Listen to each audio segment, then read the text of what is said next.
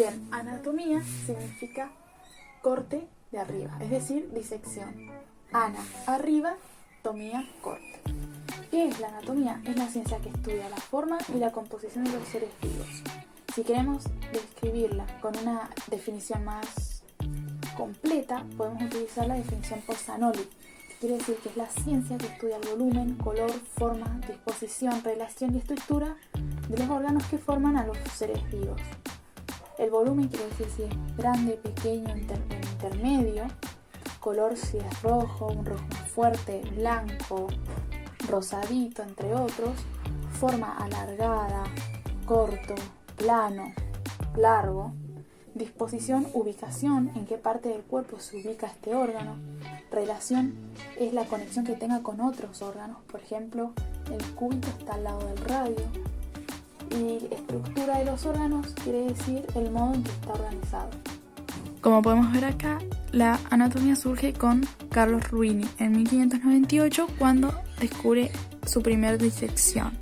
Pero también podemos ver que no es la primera vez que surge la anatomía, sino que también en nuestra vida, nuestra evolución, la hemos estado utilizando sin tener conciencia, obvio, que era anatomía. Pero, por ejemplo, cuando los egipcios con la momificación tenían una idea de cómo era el cuerpo del humano, como en las épocas cavernícolas también, cuando hacían dibujos en sus cuevas, tenían una idea de cómo era el cuerpo.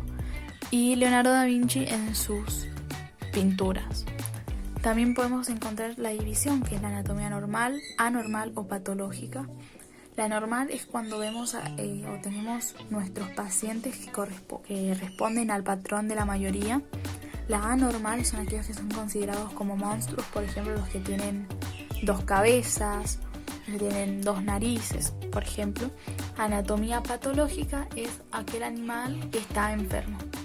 Y los tipos de anatomía que podemos encontrar son la macroscópica y la microscópica. La microscópica es la histología, que estudia todo a nivel muy pequeño y solo lo podemos ver en microscopio.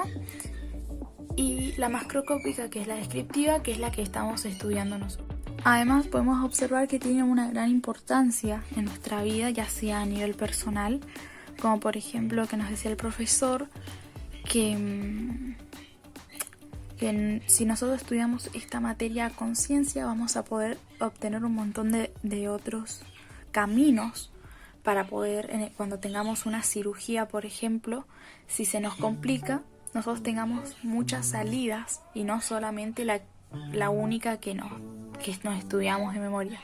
También tiene una importancia para el humano, ya que si el animal presenta alguna enfermedad, nosotros la podemos presentar también.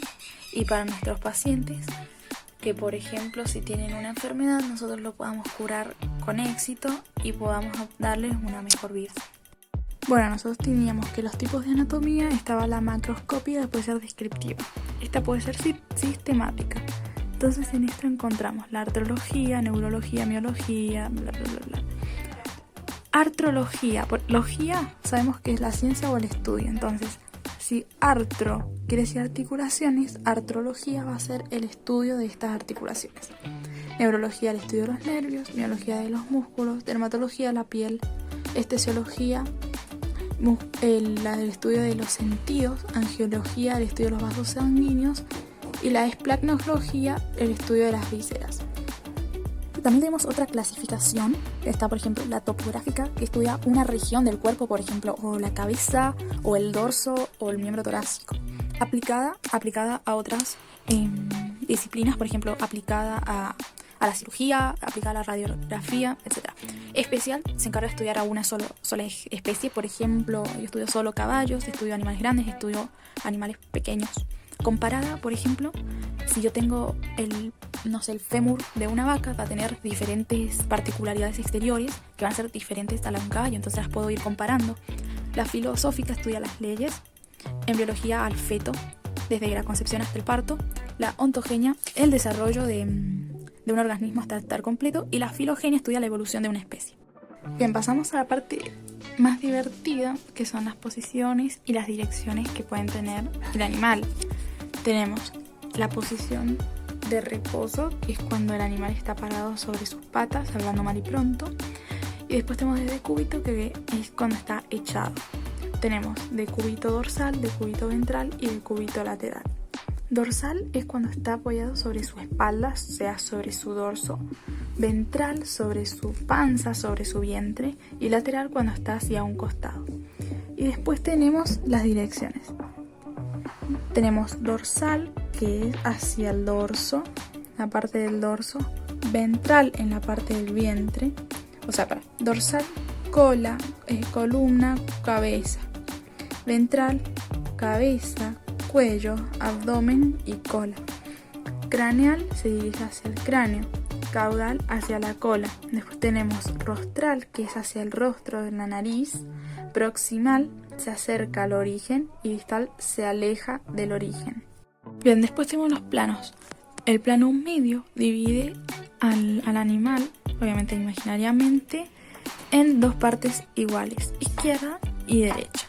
Después tenemos el plano sagital, que es paralelo al medio y también va a dividir el cuerpo en izquierda y derecha, pero no en partes iguales. Si tapamos la línea del medio, vamos a ver que esta parte, la parte derecha, va a ser más grande que la parte izquierda.